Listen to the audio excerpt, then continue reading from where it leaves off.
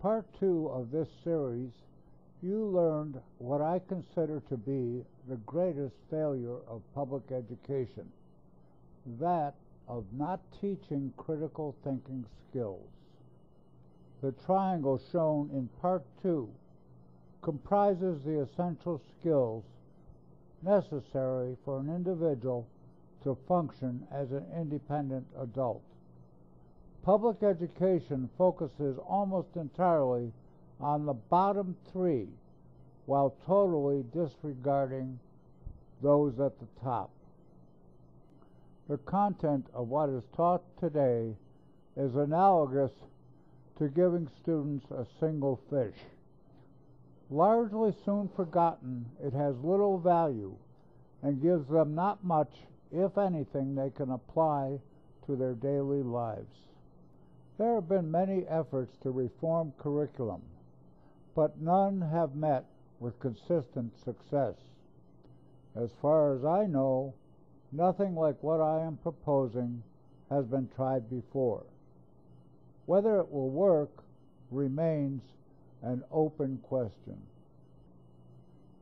Getting the horse to drink deals with two fundamental issues: what is taught and how the classroom is most effectively organized. The focus of this video is on the first issue. Chapter 5 of the book specifically deals with classroom organization and management.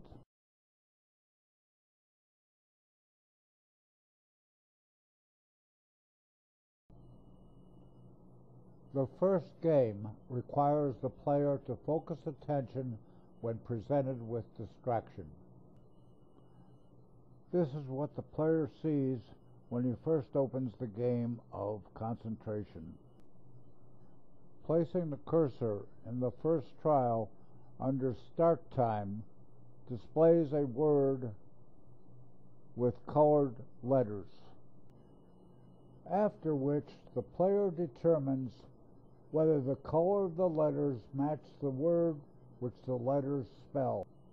The player completes the trial by pressing End Timer. Notice that the word is once again hidden.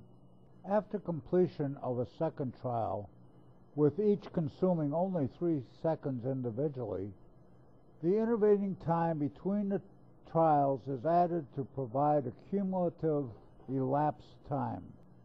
Total completion time provides the teacher a precise tool for ranking students within this planned competitive environment. A second task involves staying within a fixed time to complete a motor skills task. This is the initial playing field displayed upon the opening of the game. As was the previous case, play is begun by locating the cursor in the first trial of the first column and then pressing Start Timer. As soon as the timer is clicked, a 4-letter display appears in the next column. As rapidly as he can, the player must reproduce the letters exactly as they are presented. After completing the trial by pressing Stop Time, the player gets his score. In this case, he is well within the time limit, and so he receives a positive score. A mistake in the second trial costs the player 2 points. Play continues for the remaining 23 trials. The green cell at the top of the rightmost column provides the player with his running score. Within the classroom setting, players are ranked by achievement of the maximum score within the minimum total elapsed time. Next, the player must bet regarding the strength of his short-term memory skills, this time gaining or losing points depending on how accurately he can predict the time it will take him to complete a task. With betting, there is increased motivation for cheating. To make doing so more difficult, a master start time must be entered before gameplay can begin. With master start time set, the player can begin play. He does so by setting his risk level. By default, all trials are preset to an average risk of 3. The player can increase or decrease this level as desired. Once start time is clicked, the 2 sets of letters are ready for comparison. Entering a 1 for same or 0 for different turns off the letter display. Clicking End now gives the player his score.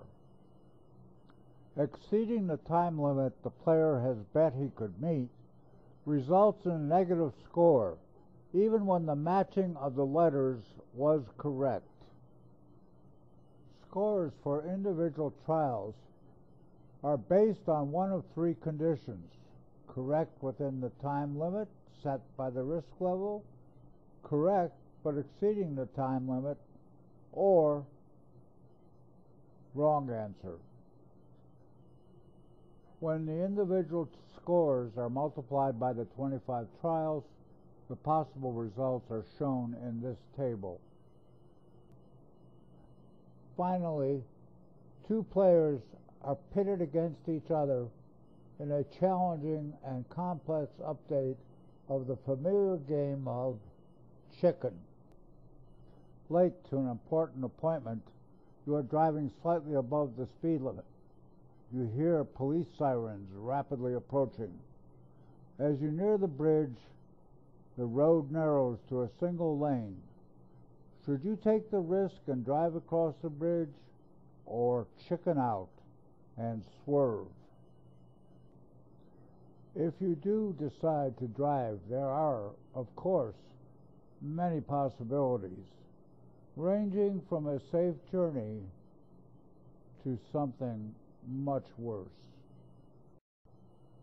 While no player will suffer quite this deadly a fate, the computer is programmed to simulate the way in which a competing human player might decide in a similar situation.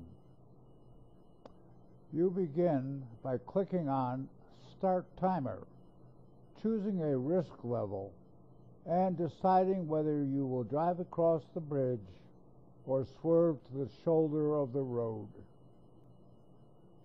You have 15 seconds to complete the trial. If you exceed this time, you will be forced to drive across the bridge. Finish by pressing End Time, after which all scores for the trial are calculated and displayed.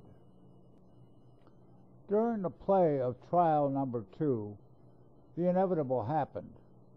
Both you and the computer drove across the bridge and you collided. Notice the warning at the top.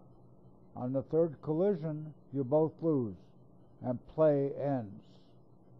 Otherwise, play goes through the entire 25 trials, with the winner announced at the end of the last trial.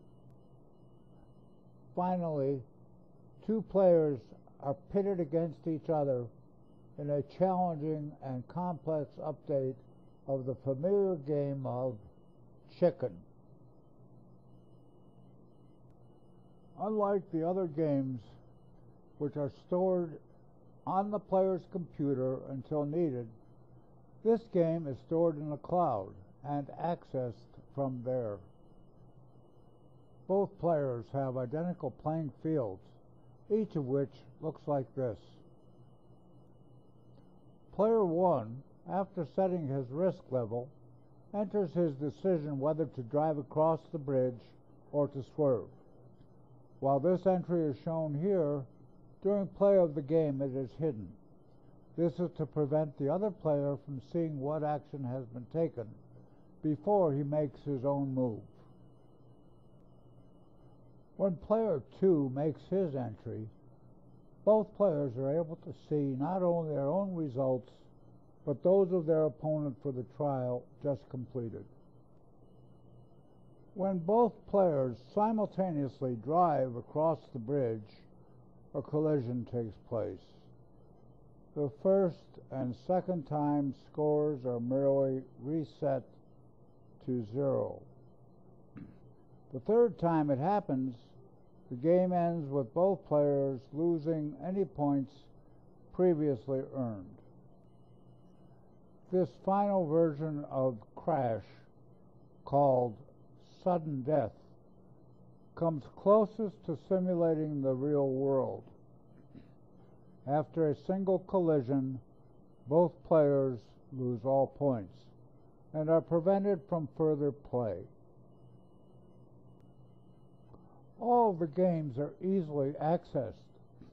Your feedback is essential for making final playability adjustments and catching those forever lurking bugs. Extensive documentation is given to players. Separate comments are provided to teachers who may wish to make adjustments to each game appropriate to the class they are teaching. Go to this link to obtain documentation titled Introduction to the Games. Links to access each game are provided within this document.